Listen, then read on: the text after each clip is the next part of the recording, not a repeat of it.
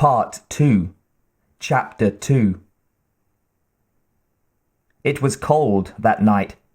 Wind demons seemed to chase up and down the streets of New York, wailing at the high-flying moon like all of the banshees of Howard Phillips Lovecraft.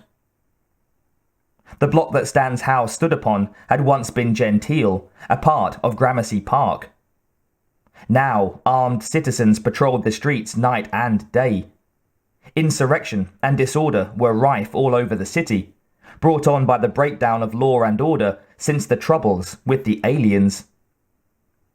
Some people could remember the coming of the aliens and the many deaths that had resulted from their macabre practices. Their effect on New York had been to make it seem a much older city than in fact it was, one of those ancient cities like Baghdad or Babylon. Now, after the aliens, the city felt like it had seen unimaginable evil and was resting, a little exhausted, waiting for the good life to start up again. After making himself a light dinner from an Instapack protein ration, Stan went to the living room and started a fire in the fireplace.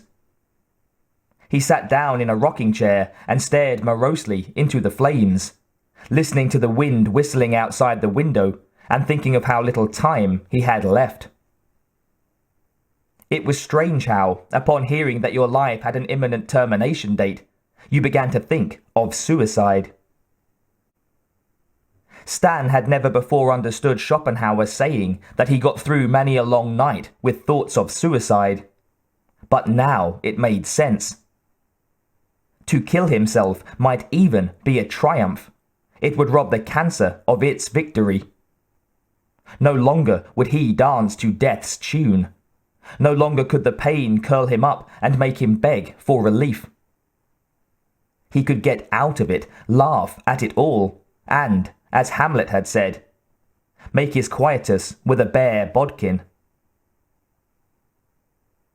From the plate of apples near his chair, he picked up a short, keenly edged knife and looked at it like he'd never seen one before. Where in his body should he put it? Should it be done harakiri style, or was there another manner more appropriate for a Westerner?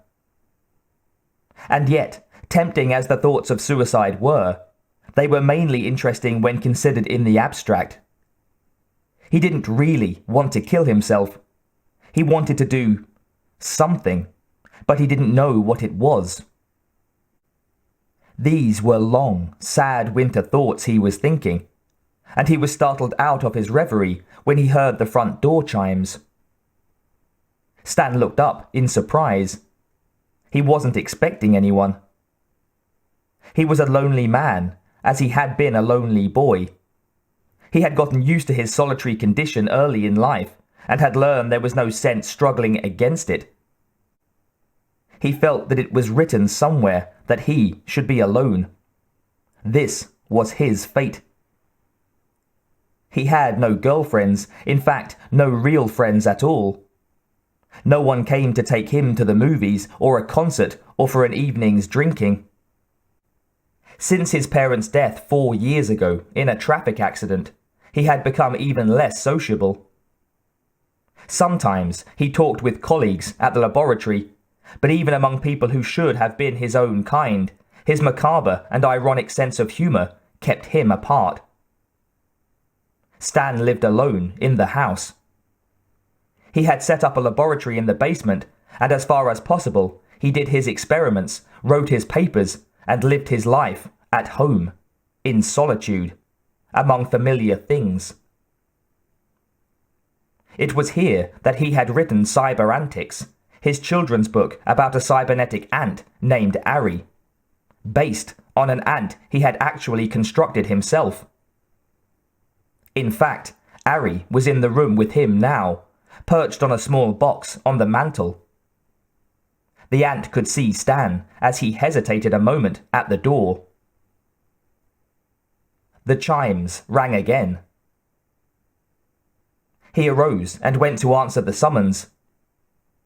The front door creaked in his hand, almost as if it were reluctant to open.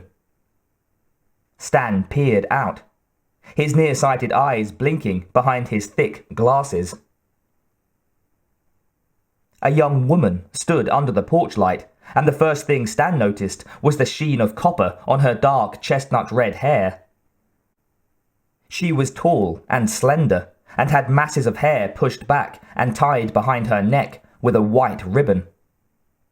She wore a dark belted trench coat, severely cut, but not severe enough to hide the fact that she had a very good figure.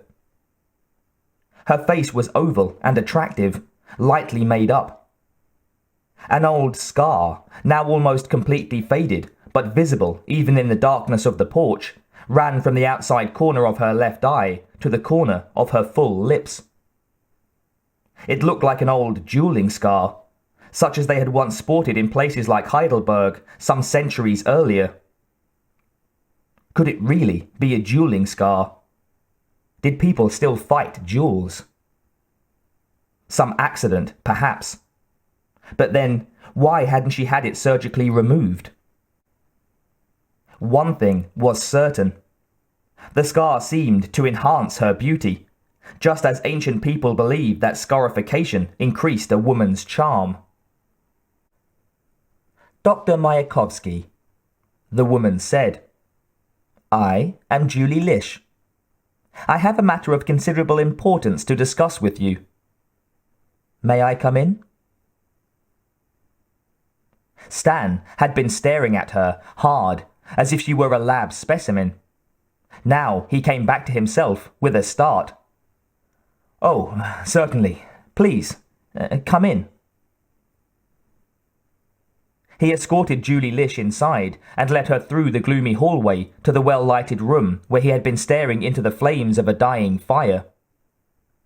He picked up a poker now and stirred the fire up, then indicated a pair of matching armchairs just a comfortable distance from the flames. She took one, and he seated himself in the other, then quickly got up again. May I get you something to drink?" She smiled at him, amused by his bumbling eagerness. "You don't even know what I've come for." "It doesn't really matter. I mean, whatever it is, you are a guest in my house. Perhaps I could bring you a fruit drink. I'm afraid I have no alcohol to mix with it. Alcohol has an adverse effect on my condition." "A glass of fruit juice would be nice," Julie said. "I am well aware that you do not drink, Dr. Myakovsky." Stan had already begun pouring from a pitcher on a sideboard near the two armchairs. He looked up. "Well aware? Why?" "I've made it a point to find out about you," Julie said. "I am always careful to research my future partners." Stan stared at her, his lips slightly parted, trying to make sense out of all of this. Was she laughing at him? Girls were such unfathomable creatures.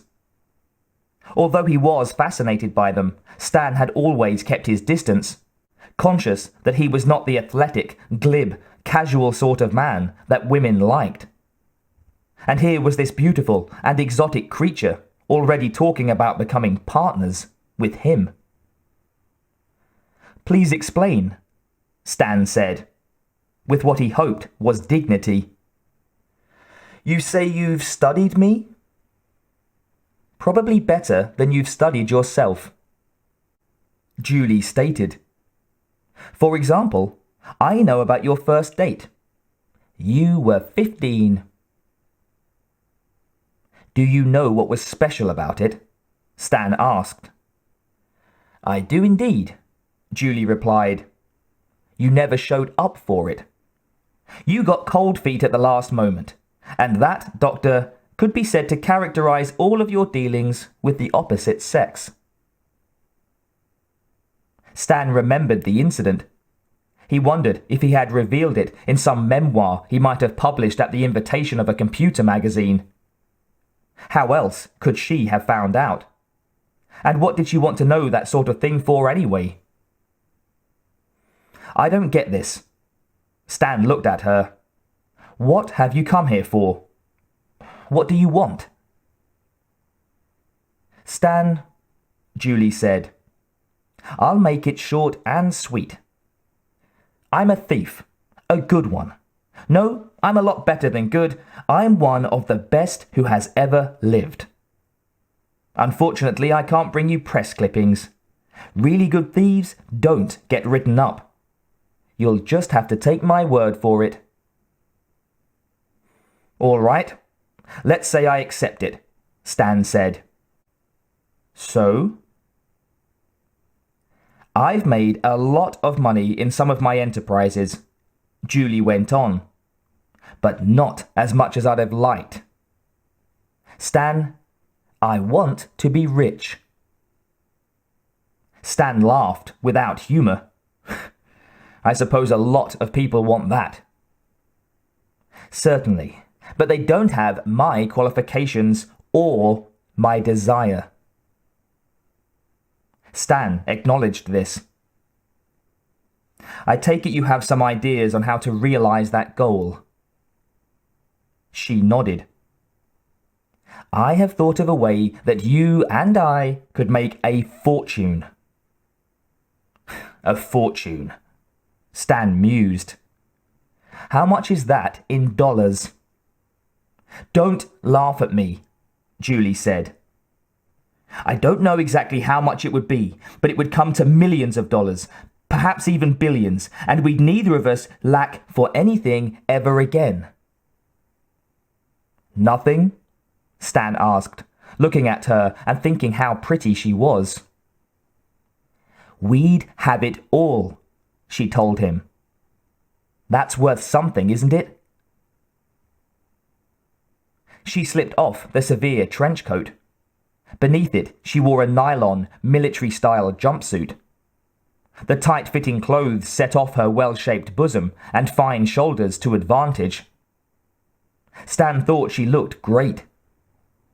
He wondered if Julie was one of the things he'd also have if he made a deal with her. He liked the idea, but kept that thought to himself as well. Although he was extremely susceptible to beauty, he had cultivated a brusque manner around women so they would never think he was coming onto them, and then reject him. He had had a lot of rejection in his life, and he wasn't going to have any more of it if he could avoid it. Tell me your idea, he said. Julie reached into a small purse she carried, took out a package, and handed it to him. Stan looked at her questioningly. Do you know what this is? Open it and find out. The package was wrapped in thick manila paper and was held together with tape. He tried to pull the paper off, but there was no place for his fingers to take hold. He went to his desk and found the paper knife and managed to saw through the tape. Then he slit the paper carefully and opened the package. Within was a plastic box. Inside it, padded with foam rubber, was a stoppered test tube. Stan held it up to the light. It was a heavy, viscous liquid with bluish lights in it. He unstopped the tube and sniffed. The aroma was unmistakable. Royal jelly, he said. She nodded. Do you know what this stuff is worth? As a matter of fact, I do. It is one of the most valuable substances in the galaxy. She nodded. And the stuff is in even shorter supply now that we've got the aliens on the run. That's part of what makes it so expensive. And it's a monopoly. The big bionational research companies have it all tied up. They've got places out on other planets where they get the stuff from the aliens. It's all a closed transaction. Which is all well known, Stan said. Tell me something new. Suppose I tell you that I know where we can lay our hands on an entire shipload of the stuff. At least 100 tons. What about that? Who does it belong to? Whoever gets it. Who did it used to belong to? A freelance honey collecting expedition, but it came up lost and has never been heard of again. So what makes you think they struck it rich? Before vanishing, they sent out one signal by subspace radio. It was intercepted by a certain biofarm official. He never got around to using it. I guess he was going to take it to the grave with him. But I persuaded him otherwise. Stan didn't ask how she had managed this. At that moment, her face looked quite sinister. But it was no less beautiful because of that. So you know where it is. I know approximately. Stan studied her for a while and pursed his lips thoughtfully. Then he said, "And you think it's as simple as walking in and taking it?" "Flying in," she corrected. "There might be objections to our appropriating this cargo," Stan said. "So what? It's not illegal. Salvage rights belong to whoever gets them. The stuff's ours if we can get to it. And we're dead if we don't." Julie shrugged. "It's a lot of money, so there's going to be a lot of risk." "I don't know about you, Stan, but I'm tired of being small time. Just once, I want to go for all the marbles. Don't you feel that way sometimes?" Stan could feel the pains of his condition eating away at him through the haze of the medication. He knew he was sick as hell. But he also knew he was still alive. "I think I'm ready for a big one too," he said slowly. "But there's still a difficulty. Where there's royal jelly, there'll be aliens. How are we going to get through them?" "The same way your aunt, Ari, got through the enemy ant nest, Stan. That's how." Stan stared at her. "You know about Ari?" "Of course. I told you I researched you. And I read Cyberantics." "You think I could make a cybernetic or robotic alien and he could get through an alien ant nest?" "I know you've been working on such a robot," Julie said. "Why don't we find out if it works?" She looked at him challengingly, and Stan felt his heart lift. At last, something was happening to him, an adventure with a beautiful woman. "Then there's the question of a ship," he said. "You have one." "Had. The government just seized it." She looked at him levelly. "Let's worry about getting the ship later. What we need even worse is a spaceship pilot who's willing to do something illegal." "I can think of one man." "Who's that?" "Just someone I know." "Julie, you flatter me by coming to me with this partnership offer, but evidently you don't know my full situation." "I don't? Tell me then." "Julie, I used to be quite a wealthy man, one of the youngest millionaires on the Forbes list. I have several key patents in bioengineering, and the plans for my cybernetic ant, Ari, are a standard for the field of medical miniaturization." "I know all this, Stan." "Sure. But did you also know that all that has changed? Did you know that the government has put a lien on my assets?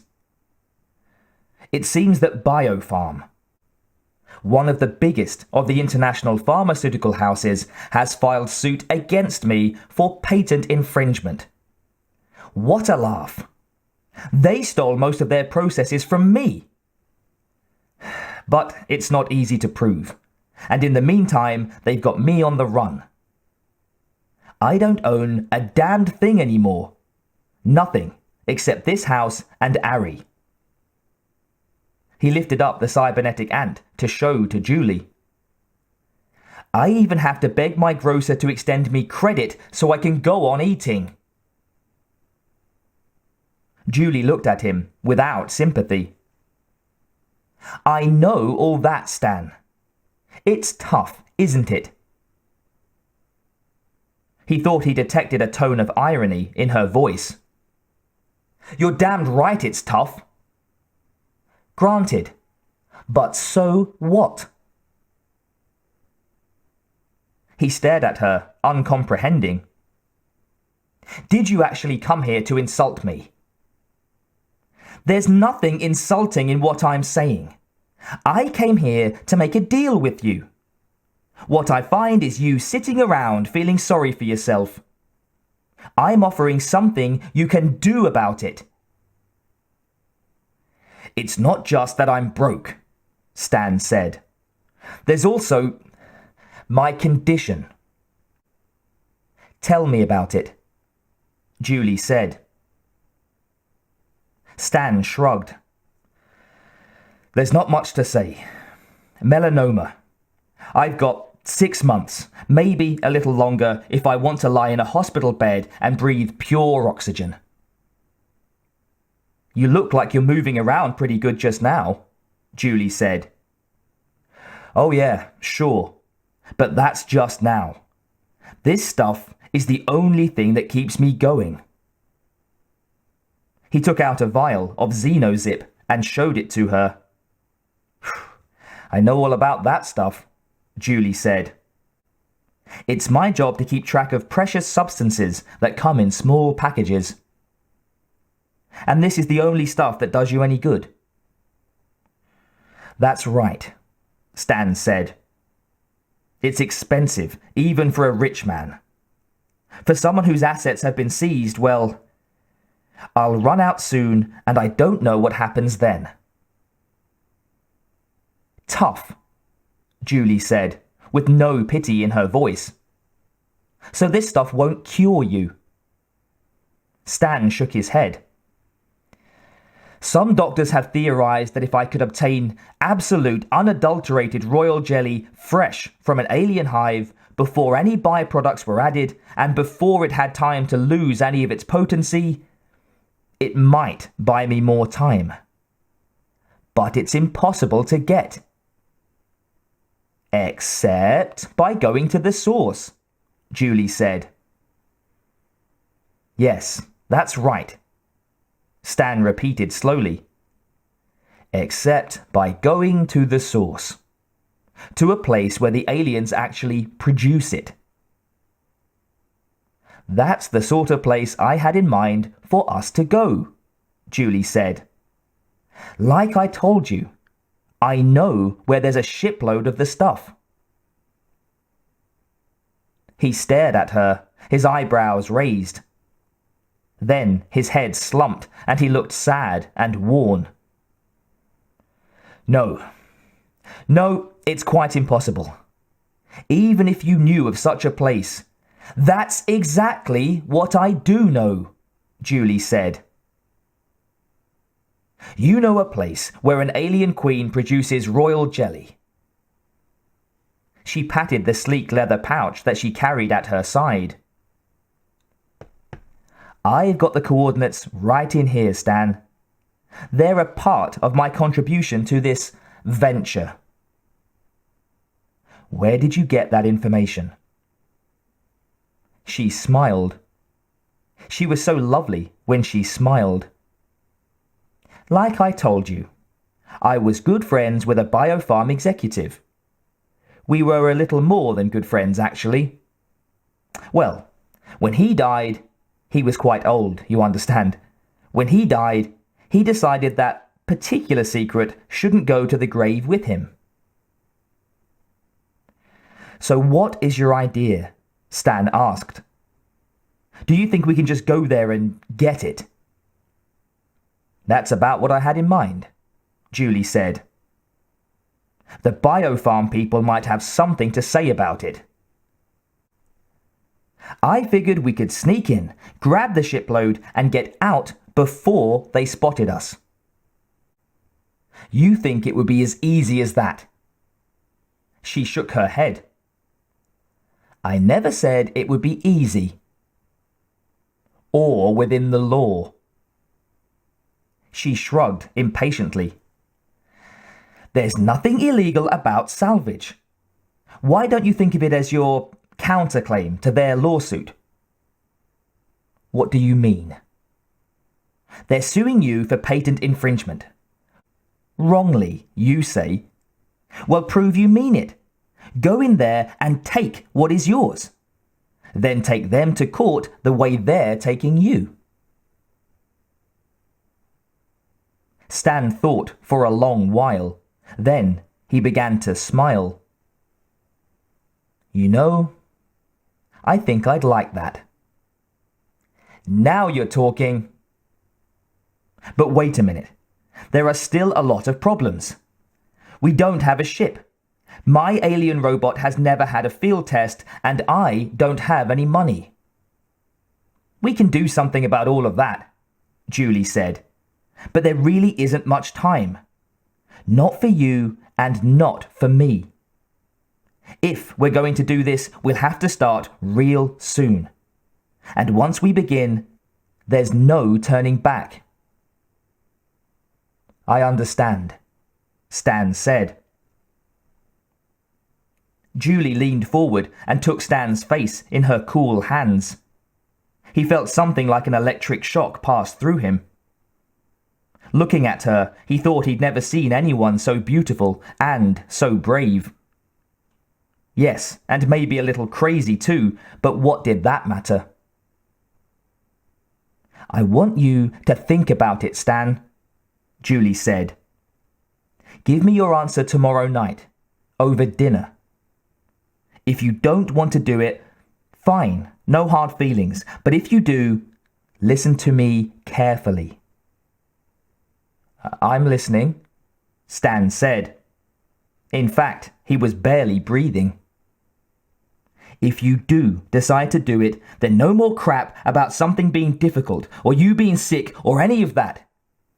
If you're going to do it, simply decide to do it. And we'll go on from there. That sounds pretty good to me, Stan said. Julie, where did you learn all this stuff? From my teacher, Shen Hui. He must have been a pretty wise old egg. It didn't prevent him from dying, Julie said. But while he lived, he really lived. Till tomorrow, Stan. Where are you going? Stan said in alarm as she stood up. I'm sure you've got a spare bedroom here, Julie said. I'm going to take a shower and change, and then look over your library and lab. Then I want to get some sleep. Oh, fine. I was afraid you were leaving. She shook her head. Play your cards right, and I'll never leave again.